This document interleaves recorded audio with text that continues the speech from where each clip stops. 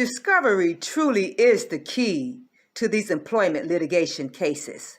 Well, any litigation for that matter. I filed my client's response to the defendant's motion for summary judgment. The motion for summary judgment is an effort to dispose of the other party's case. And I was able to file that document confidently because we conducted discovery. Through discovery, we were able to obtain information that I was able to provide to the court that I believe is going to convince the court that the defendants violated my client's rights. And we're going to continue the discussion of discovery, and we're going to talk about interrogatories and production of documents. Interrogatories are interesting because they allow you to ask the party open-ended questions. And you always want to ask questions that are going to get you an answer that you're looking for. For example, one question I like to ask, please state the grounds upon which you terminated my client. And you state the person's name, of course. I did that in this case that I just mentioned.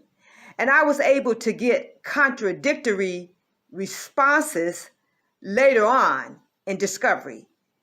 So you want to hone in on questions that contradict the other side.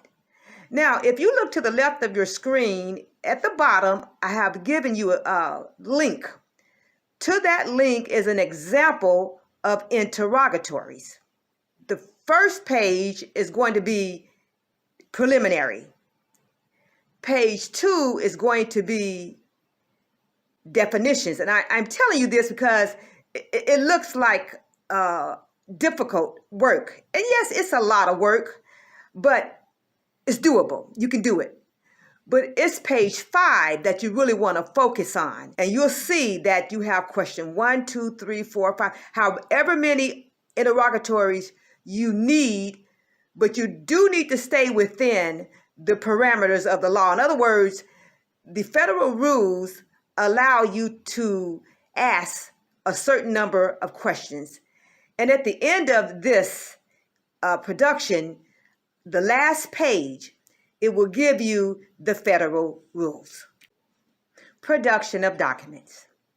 Production of documents are actually documents that are related to the interrogatory. In other words, for every interrogatory that you propounded to the party, if you can think of a document that might come out of that, then you request it.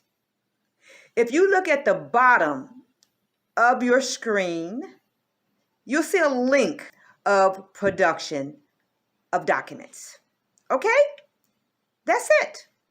Next week, we will continue our discussion with discovery, and we're going to talk about the deposition. We'll see you then.